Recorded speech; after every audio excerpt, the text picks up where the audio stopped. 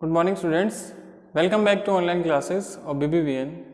In previous class we have completed the transmission of a nerve impulse. Transmission पढ़ा था अपन ने nerve impulses का कि कैसे जो nerve impulses हैं वो एक जो sensory neuron है वहाँ से और वापस रेस्पॉन्ड करके ब्रेन से वापस इफेक्टर ऑर्गन तक आती है। ये अपन ने पढ़ा था। एक बार फिर से रिवाइज कर लेते हैं। जैसे मान लीजिए कोई भी स्टिमुलस आता है, ठीक है, स्टिमुलस है, स्टिमुलस को रिसेप्ट कौन करता है? रिसेप्टर्स, ठीक है, रिसेप्टर ने इनको क्या किया? रिसेप्ट करा, ठीक है। रिसेप्टर्स में क्या होते हैं? जैसे सेंस ऑर्गन है मान लीजिए, तो सेंसरी ऑर्गन है ना, वो इसको क्या करते हैं? वापस रेस्पॉन्ड करते हैं, सेंसरी न्यूरॉन, ठीक है, सेंसरी न्यूरॉन। अब सेंसरी न्यूरॉन जो है, सेंसरी न्यूरॉन का जो स्टिमुलस होता है वो कौन करता है?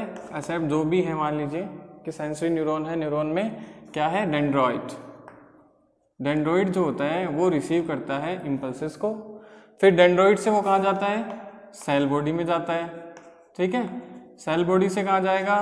एक्सोन, और एक्सोन से जो नेक्स्ट न्यूरॉन है अदर न्यूरॉन का वो भी वापस dendroid, dendroid of other neuron, ठीक है। उसके बाद कहाँ जाएगा?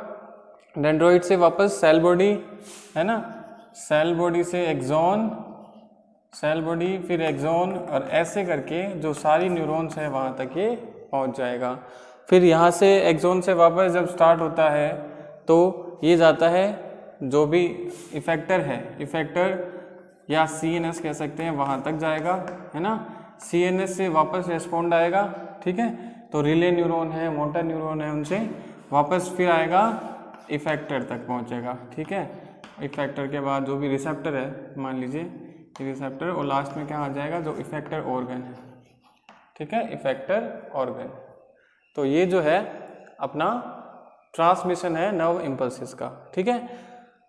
एक अपना छोटा सा टॉपिक है न्यूरोमस्कुलर जंक्शन, ठीक है। न्यूरोमस्कुलर जंक्शन क्या होता है? देखिए, neuromuscular junction, it is a point where a neuron or nerve cell in contact with the motor neuron, ठीक है।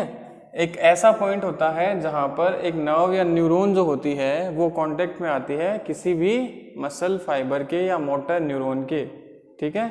तो ये नर्व इम्पल्सेस को क्या करते हैं? कैरी करते हैं। Carry the nerve impulses from the CNS। Neuromuscular junction क्या हो गया? मान लीजिए कोई नर्व है ना, न्यूरॉन है, वो किसके कांटेक्ट में आ रही है? किसी मसल फाइबर के या मोटर न्यूरॉन के। तो ऐसा जो प्लेस है या पॉइंट है वो होता है न्यूरोमस्कुलर जंक्शन, ठीक है।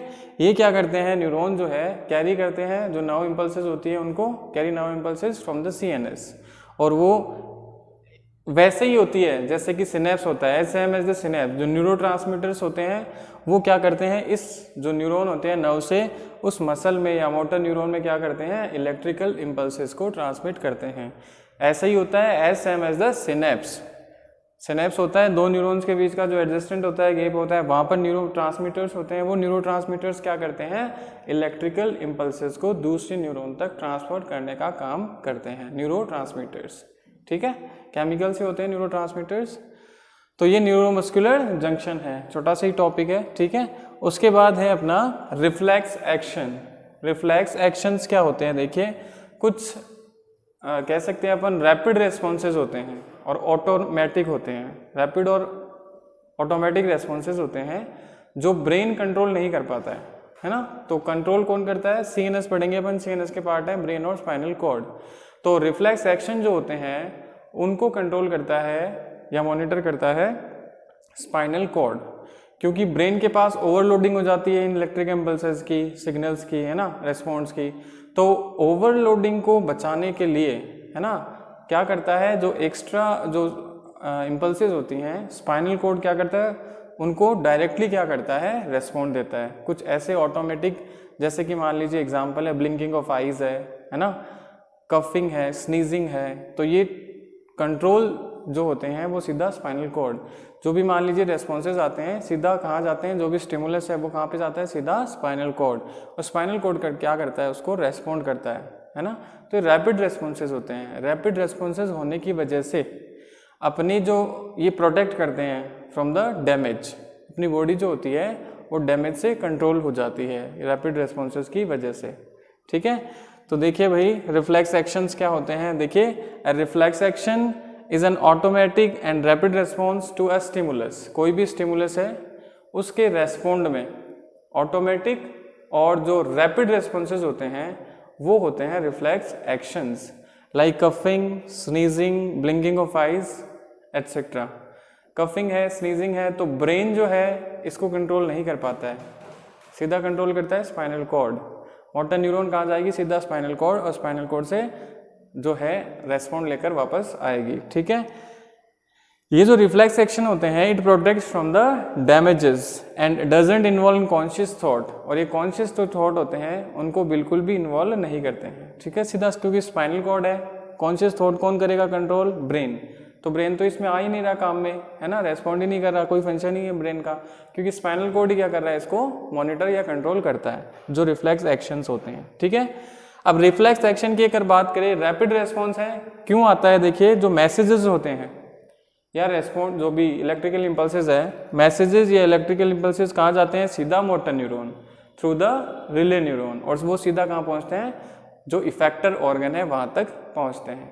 ठीक है, मैसेज कहाँ जा रहा है? सीधा मोटर न्यूरॉन में। वैसे अपन ने देखा तो मैसेज जो जाता था पहले सेंसरी ऑर्गन जाएगा, फिर एक्सॉन सेल बॉडी से पूरा जाएगा, लेकिन जो मैसेज जो है रिफ्लेक्स एक्शन की बात कर रहे हैं, मैसेज जो होता है वो सीधा कहाँ जाता है? मोटर न्यूरॉन और थ्रू द रिले न्यूरॉन, और उसको रेस्पॉन्ड मिल जाता है।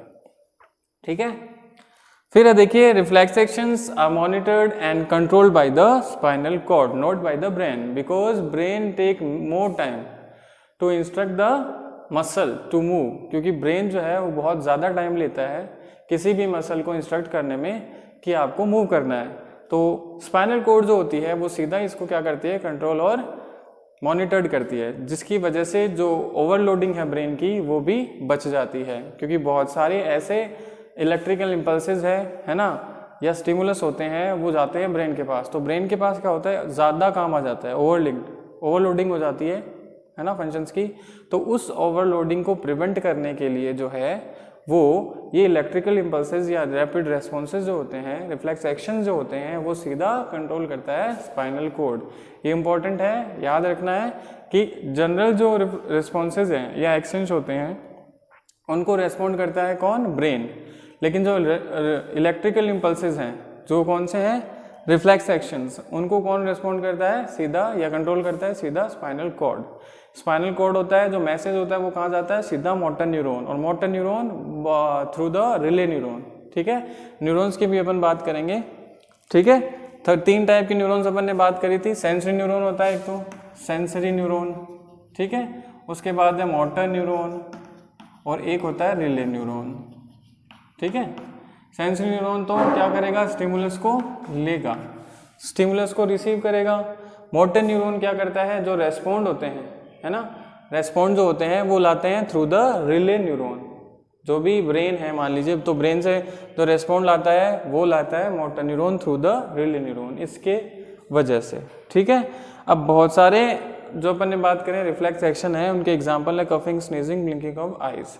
नेक्स्ट जो टॉपिक है अपना वो है रिफ्लेक्स आर्क, वो पढ़ेंगे अपन अपनी नेक्स्ट क्लास में। All the best.